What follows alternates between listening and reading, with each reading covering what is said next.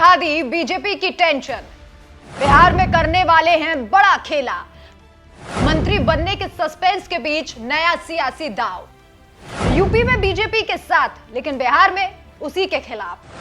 नमस्कार, मैं हूं आपके साथ राखी लांबा। कहते हैं कि राजनीति में कोई किसी का स्थायी दोस्त और कोई किसी का स्थायी दुश्मन नहीं होता। अपने फायदे और अपने नुकसान को देखते हुए राजनीतिक लोग दल और अपनी प्राथमिकताओं को बदल ही देते हैं।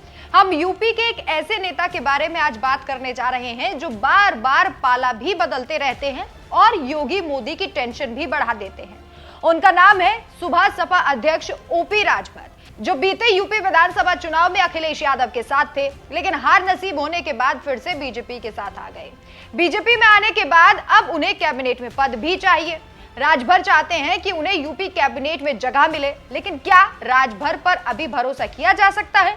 ये सवाल अभी भी राजनीतिक गलियारों में खूब तैर रहा है, क्योंकि राजभर वही हैं जो योगी आदित्यनाथ को पानी पी पी कर कोसते रहते थे, लेकिन अब वही राजभर योगी के गुण गाते नजर आते हैं।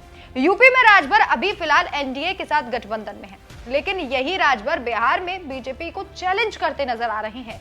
यूपी में तो बीजेपी के साथ लोकसभा चुनाव लड़ेंगे, लेकिन अब बिहार में भी उनकी अपेक्षाएं बढ़ गई हैं। बिहार के पटना पहुंचे ओपी राजभर ने गांधी मैदान में रैली की और जनसभा को संबोधित किया। इस दौरान उन्होंने मंच से एक ऐसी घोषणा कर दी जिससे बीजेपी के होश उड़ गए। बिहार में मंच से राजभर का ऐलान, मोदी योगी को दे दी बड़ी चुनौती। क्या एनडीए से भिड़ने जा रहे हैं राजभर? बिहार में अपनी जमीन तैयार करने में लगे।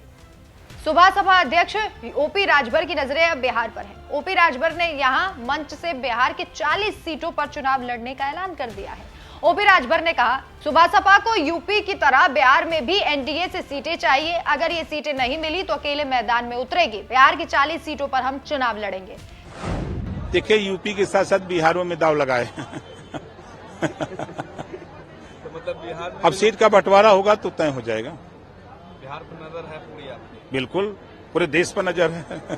साफ तौर पर राजभर ने बिहार में बीजेपी पार्टी को चैलेंज कर दिया है।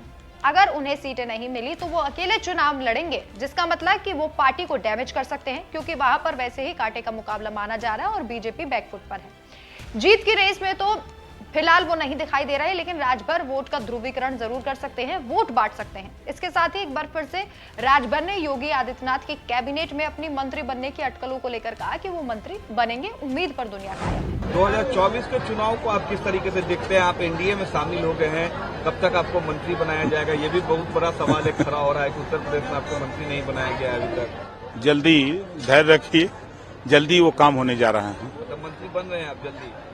उम्मीद यही है। एक तरफ तो राजभर यूपी में योगी का साथ देने का दम भरते हैं, उन्हें कैबिनेट में जगह भी चाहिए, और वहीं बिहार में वो बीजेपी के खिलाफ चुनाव में खड़े होने से भी पीछे नहीं हट रहे। आपकी इस खबर पर क्या राय है? क्या राजभर पर भरोसा करना सही होगा? हमें कमेंट करके जरूर बताएं। जल्दी धैर्य रखिए, जल्दी वो काम होने जा रहा है। देखिए, यूपी के साथ साथ बिहारों में दाव लगाए हैं।